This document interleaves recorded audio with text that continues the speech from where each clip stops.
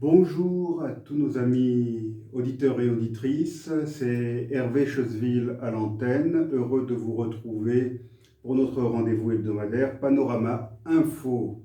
Émission exceptionnelle aujourd'hui, entièrement consacrée au verdict qui a été rendu par un tribunal de Kigali à l'encontre de celui qu'on a surnommé le héros d'Hôtel Rwanda. Hôtel Rwanda, c'est ce film de Hollywood qui s'inspirait de la vie ou de l'action de Paul Rusesabagina, dont la notoriété a déplu au tyran de Kigali et qui l'a fait kidnapper au mois d'août dernier en Tanzanie et qu'il a, pardon, pas en Tanzanie, mais aux Émirats Arabes Unis, et qu'il a ramené de force, alors qu'il ne savait même pas où il allait, à Kigali. Il a été arrêté, emprisonné et jugé.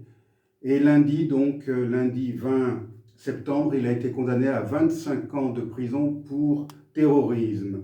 Alors, j'ai déjà parlé de cette histoire dans une émission précédente, mais cette fois-ci, j'ai voulu interroger un témoin privilégié qui connaît bien Paul Rusesabagina. Je veux parler de M. Jean-Marie Vianney Ndagijimana,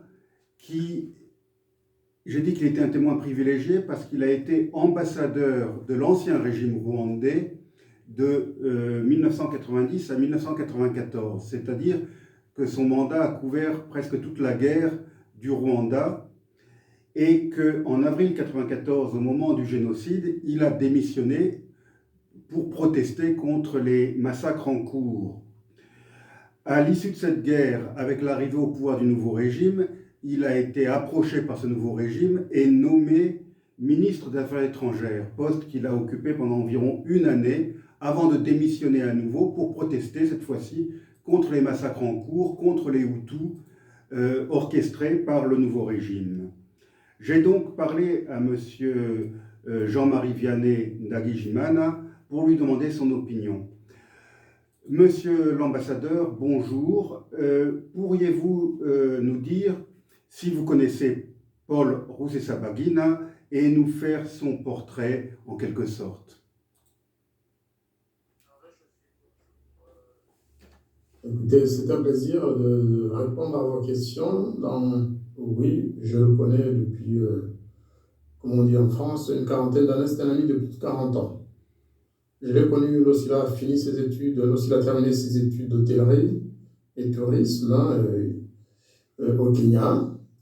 De nouveau, en 1994, on s'est retrouvé à Kigali lorsque lui, à l'époque, était directeur de l'hôtel des diplomates. Après les 1000 collines, donc pendant la période du génocide, il est devenu directeur général de l'hôtel où il avait été agent d'accueil à l'époque. Et donc, à la fin du génocide, il est allé à l'hôtel des diplomates, non loin de l'hôpital de Kigali, du centre hospitalier de Kigali, où il était de nouveau directeur général. Et c'est là que, quand je suis retourné au Rwanda en juillet 1994, c'est là que j'allais voir Paul, qu'on prenait un café ensemble, ou alors quand je voulais parler librement avec des gens de confiance, Paul Rusesabagina me réservait un coin dans le restaurant en bas où les gens ne venaient pas beaucoup, pour que je puisse parler à l'aise. Je rappelle qu'en ce moment-là, j'étais ministre des Affaires étrangères. C'est notamment à l'hôtel des diplomates, d'ailleurs, que j'ai reçu les premières personnalités avec lesquelles j'ai discuté vraiment du rapport Gersony, le fameux rapport qui établissait que l'armée du gouvernement auquel j'étais censé appartenir était occupée à commettre un génocide contre les populations Hutus, alors qu'un génocide des Tutsis venait de se terminer. L'armée des, entre guillemets, des libérateurs de l'armée de Paul Kagame était occupée en juillet, août, septembre à massacrer les Hutus, cette fois-ci, sur les collines du Rwanda. Bien sûr, pendant cette période, Paul aussi a pris le temps de m'expliquer tout ce qui s'était passé pendant le génocide, les aventures qu'il avait connues à l'hôtel des 1000 collines, sa fuite après. C'était vraiment le Paul que j'avais connu, l'homme qui était prêt à sacrifier sa vie, et les siens d'ailleurs, pour en sauver d'autres, pour sauver des vies humaines. Eh bien, je peux confirmer qu'en ce moment-là, Paul était adulé par le gouvernement rwandais, par le gouvernement où Paul Kagame était le vice-président.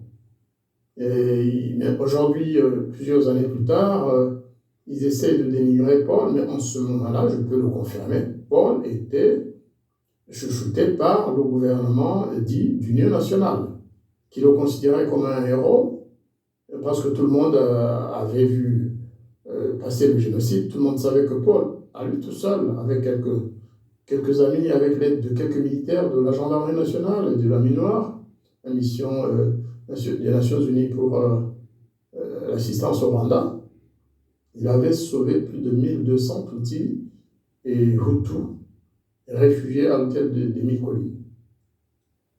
Rappelons que, en réalité, Paul a été le seul à le faire dans ce pays. Paul est un jeune prêtre qui, à quelques centaines de mètres plus bas, plutôt à l'église de la Sainte Famille, un certain père Wenceslas, qui lui aussi a sauvé des milliers de Tutsis réfugiés dans cette église. Et après, comme Paul, l'abbé Wenceslas a été la cible du régime du président Kagame, qui lui reprochait d'avoir sauvé des vies humaines, là aussi. C'est très très bizarre. Voilà comment j'ai connu Paul, voilà comment je l'ai retrouvé de nouveau à l'hôtel des Mille Collines, à l'hôtel des diplomates. Et ensuite, quand il est sorti du pays, il m'a rejoint à l'extérieur. Et on a commencé à travailler ensemble sur des dossiers d'intérêt commun pour essayer d'obtenir le rapatriement des réfugiés rwandais, des centaines de milliers de réfugiés rwandais à travers le monde, hein, en Afrique, au Congo, en Afrique de l'Est, en Afrique australe, en Europe, aux États-Unis. Et puis après, bien sûr, j'ai suivi avec beaucoup de plaisir et de passion son parcours international.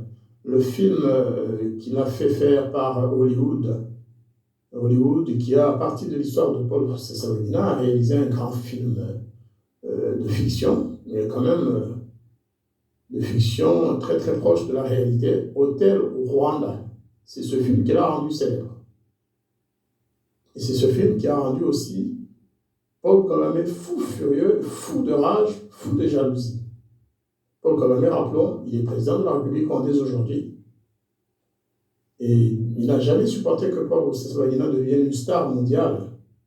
Il n'a jamais surtout accepté que Paul Rusesabagina fasse des conférences dans les universités américaines où à chaque passage, il fustigeait la dictature rwandaise, les manières musclées et parfois empreintes de terreur, de violence, d'agressivité de Paul Kagame, le président du Rwanda. Donc ce dernier lui a rendu ça. En août dernier, Kagame l'a kidnappé et il l'est maintenu dans des conditions inhumaines dans les prisons rwandaises. Voilà comment j'ai connu Paul Rusesabagina et comment de l'amitié sont nées des relations de travail, des relations de travail qui me conduisent aujourd'hui à militer pour sa libération et à faire connaître justement la vraie nature du régime qui a arrêté notre frère Paul et qui le maintient dans des conditions où il est même interdit de prendre ses médicaments, ou alors on lui donne des médicaments qui ne sont pas ceux décidés par son médecin, ou il n'a pas le droit de rencontrer ses avocats. Depuis que Paul Rusesabagina a commencé à critiquer le régime en place à Kigali, les autorités rwandaises ont commencé à insinuer qu'en fait ce n'était pas un véritable héros et que l'histoire véritable n'était pas celle qu'on a racontée et que sa réputation était usurpée. Alors selon vous, Paul Rusesabagina est-il un véritable héros? Si Paul Rusesabagina était un véritable héros, bien sûr. Il n'y en a pas eu deux en 1994 pour sauver autant de Rwandais. Ça, c'est déjà un.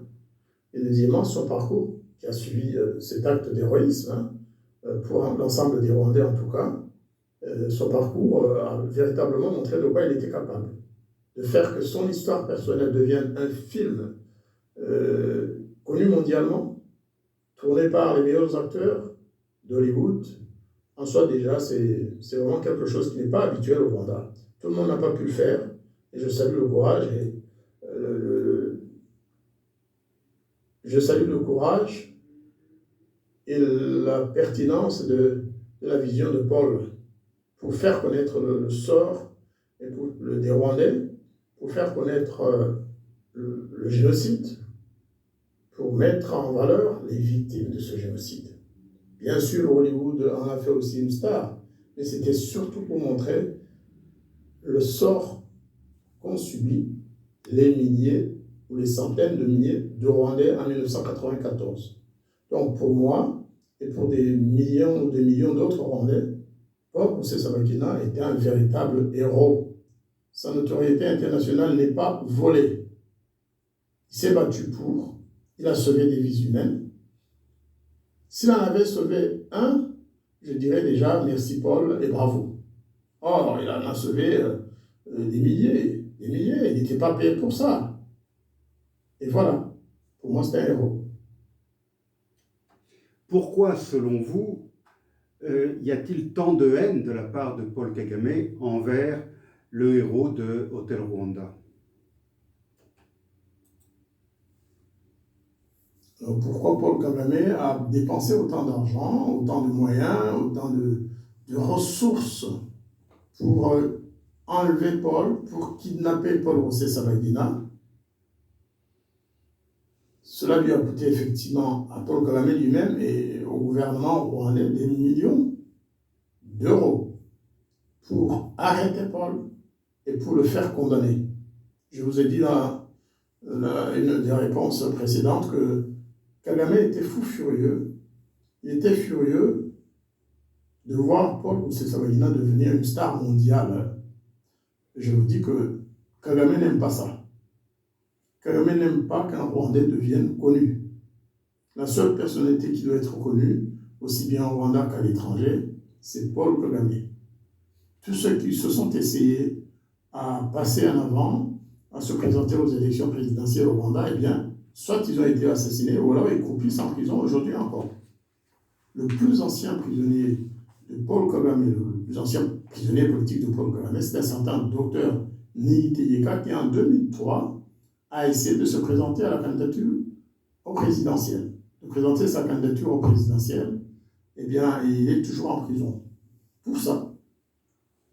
Après, il y a aussi Deo Mushayidi. Deo Mushayidi a été arrêté au Burundi en provenance de Tanzanie pour la même raison, parce que ce Tutsi rescapé du génocide a voulu changer les choses au Rwanda. Il s'est dit, je vais certainement mieux organiser la réconciliation, mieux contribuer à la réconciliation interrwandaise que Paul Kagame qui met en avant plutôt la division, l'apartheid que nous dénonçons souvent. Parce qu'au Rwanda, rappelons-le, seuls les Tutsis, et encore, les Tutsis que Paul Kagame choisit, ont le droit à certaines choses, alors que l'autre partie de la population n'y a pas droit. La mémoire, elle est réservée aux Tutsis.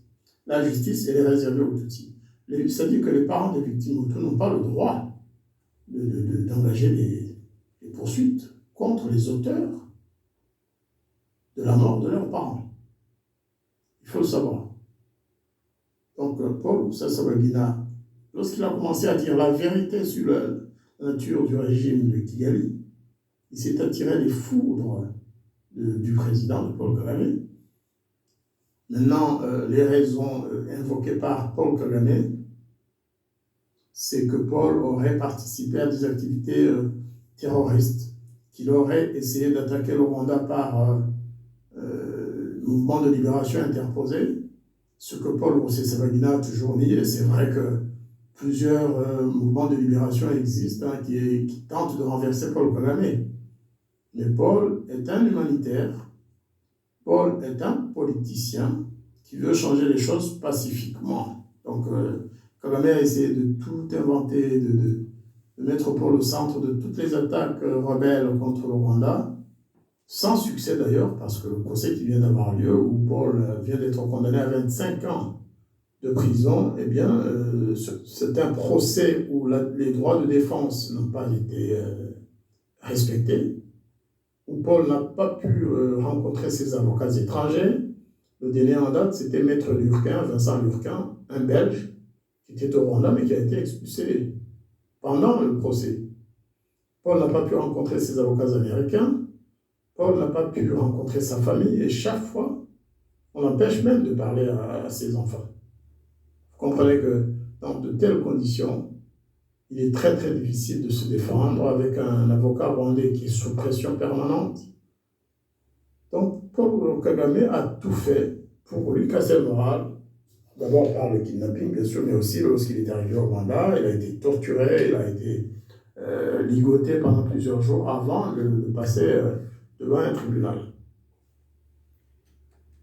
Si j'ai aperçu à plusieurs reprises Paul Kagame, je n'ai jamais eu l'occasion de discuter avec lui. Vous l'avez plus qu'aperçu puisque vous avez été ministre au début du régime de Paul Kagame.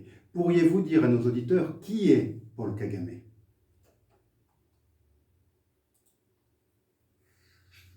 Paul Kagame est pratiquement à la une de tous les journaux aujourd'hui, justement à cause du procès de Paul Rusesabagina qu'on pourra aborder à une autre occasion.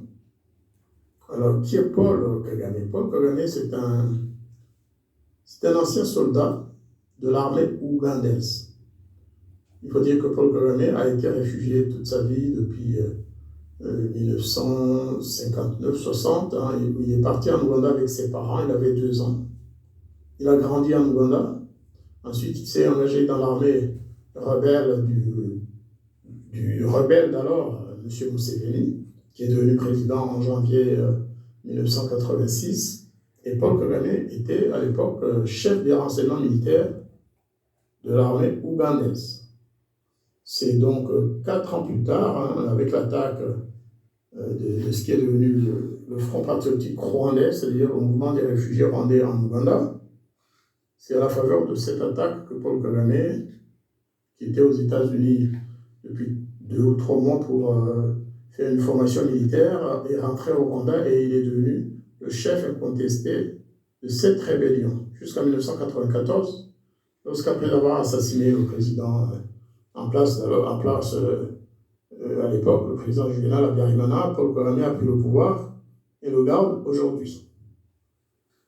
J'ai connu Paul Kagame, il était encore jeune, il n'avait pas de mine, mais il était froid, il était sec, il était agressif dans son expression, et tout le monde avait peur de lui. Ça, c'est sûr. Il était alors vice-président de la République en 1994, et c'est 6 années plus tard qu'il est devenu chef de l'État en faisant un coup d'État interne au président Mobutu d'alors, le président Pasteur Bizimungu.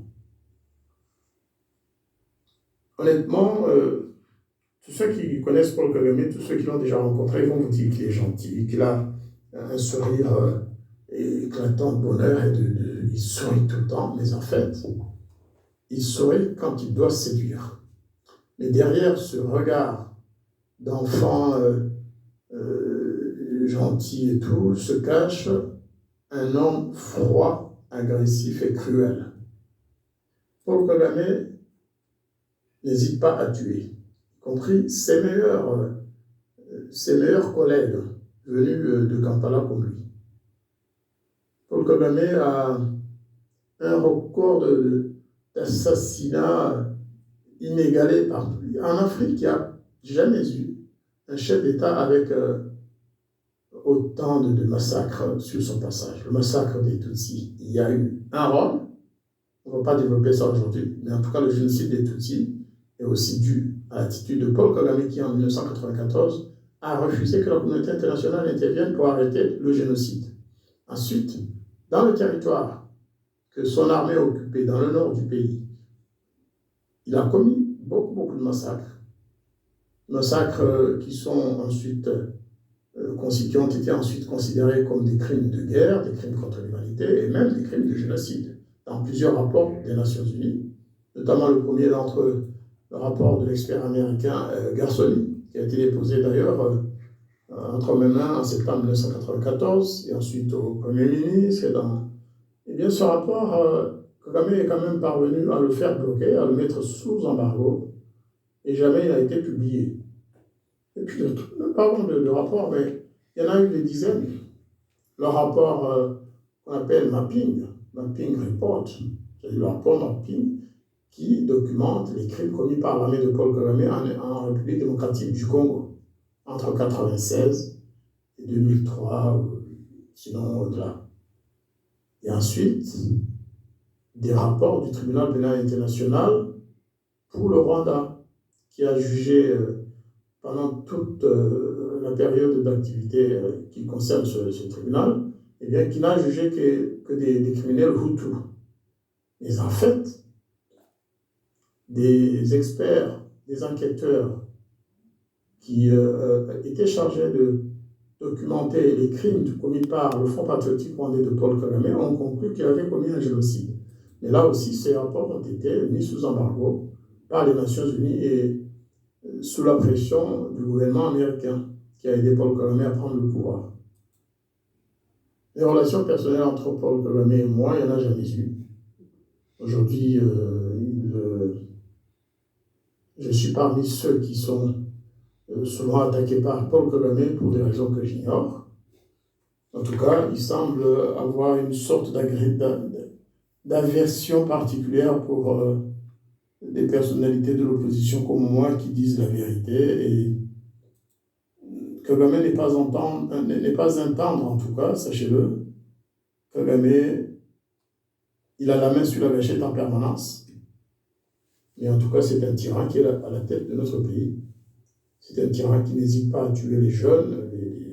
Aujourd'hui, il y a plusieurs jeunes, des jeunes gens de 30 ans, qui fait assassiner à gauche à droite dans le pays. Le dernier, le plus connu, en février 2020, c'était un jeune activiste, artiste, musicien, du nom de Kizito Mihigo, que tout le monde connaissait, un grand musicien, un grand chanteur. Eh bien, il l'a fait assassiner dans un des cachots de Kigali. Depuis, ça n'a pas cessé. Depuis, d'autres jeunes gens, du même âge que Kizito, des rescapés Tutsis d'ailleurs du génocide, continuent de disparaître chaque jour sous la ferrure et sous l'épée de Paul Kagame. Je vous remercie. Merci à vous, Jean-Marie Vianney Ndagijimana. Vous étiez notre invité aujourd'hui. Merci pour cet éclairage et ce témoignage. Je rappelle que vous êtes en exil et que depuis, vous avez publié un certain nombre de livres, dont celui-ci, Paul Kagame a sacrifié les Tutsis, paru en 2009. Merci à vous et merci à nos auditeurs à qui je dis à la semaine prochaine.